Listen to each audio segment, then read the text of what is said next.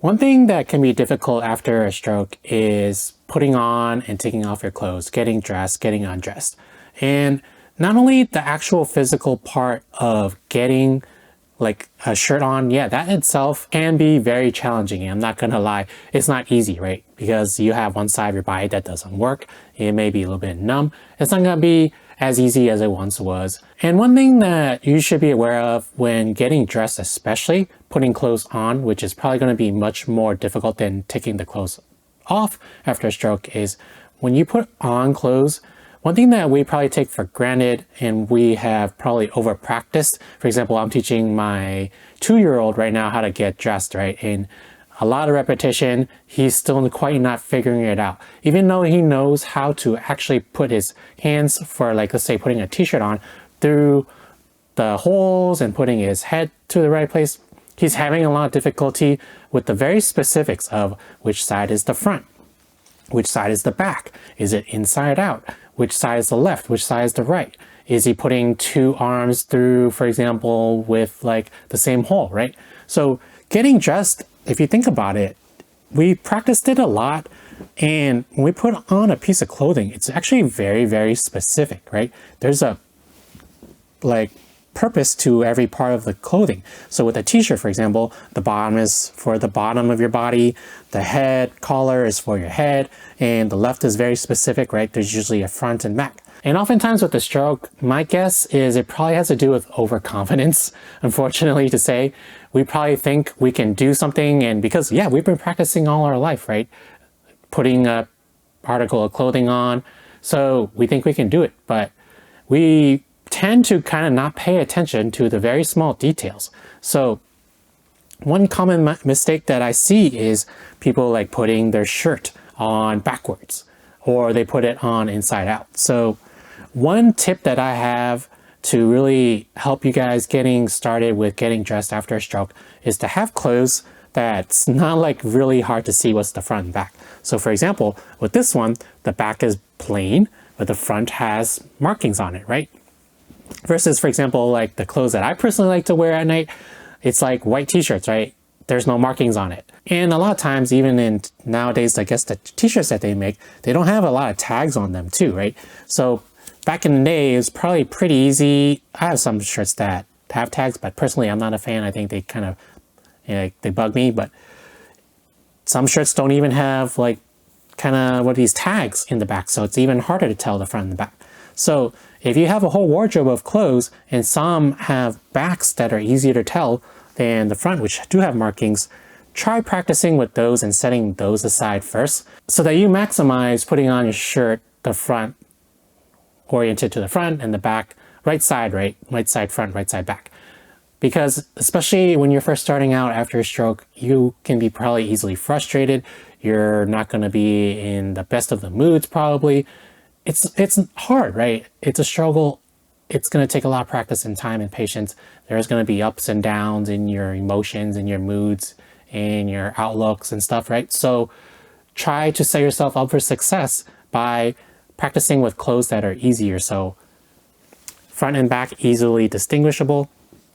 And another thing to pay attention to, which is the second thing, is practice with clothes that you can tell where it's easily inside out too.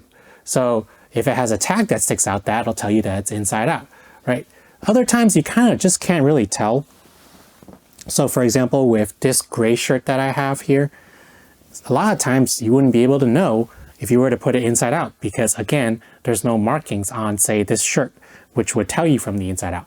Versus, for example, if you were to wear a lot of shirts that have markings, then you know that after you put on a shirt, you should see like a logo or some drawings or your favorite like rock band or whatever, right? When you put on your shirt, right? And that can kind of give you a hint and clue you in. As if I don't see anything, it's just plain. It's like, oh, it's either backwards or it's inside out. So there's that. The third tip that I have is basically to wear looser clothing. So it's pretty intuitive, but I personally like wearing tighter fitting clothing because it makes me look more fit, but looser clothing, right, will be easier to put it on, but it won't not like look as good. And also the type of texture and material, right? So this is probably the easiest of them all, right? This is like a scrub. It's like really slippery, smooth, what's it made out of? Like here, oh, I don't know, like polyester? Yeah, 72% polyesters, 21% rayon, 7% spandex, 100% awesome, it literally says. No percent cotton, right? Versus like a 100% cotton shirt or like wool or like a sweater, like a knit sweater, it's gonna create a lot of friction and it's gonna be really difficult to put on, right? And so try to set yourself up for success and put on looser fitting, smoother type of clothing. Consider the material and the make of it so that's easier to put on and also to take off too. So does this mean to throw away all your clothes that, you know, are like plain and have like no fronts and backs, or like that are really tight and form-fitting, or your favorite shirt from like high school? No, keep that. And I'm not telling you to be like a hoarder or anything, but just start with things that will set you up for success so that as you get better and faster, and that is really the time is the metric, the barometer for how you're improving, really. The less time it takes for you to get dressed and undressed, then the more better you are in terms of your recovery and the improvement you're making, right? Then as you get better, and like you, for example, take less time. So before it may take you, believe it or not, like for some people, it could take you like 5 minutes to put a t-shirt on, and then later on it takes 3 minutes, and then 2, then you can maybe consider switching to a shirt, to maybe like your favorite shirt or things you like wearing more, as you notice that you're not making as many mistakes, such as wearing it front side back, inside out, or just any other way.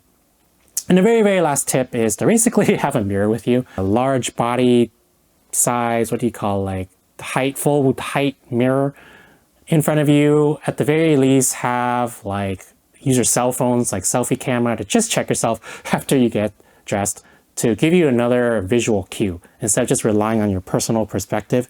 So that's what mirrors are made for, right? Probably. So you can fully see like, oh, shoot, this is inside out. Got to start over, or flip it around, or inside out, or it's like kind of tucked funny. And that's the very last thing, is sometimes it can be like rolled up or not fully like straightened out. It could be kind of twisted, right?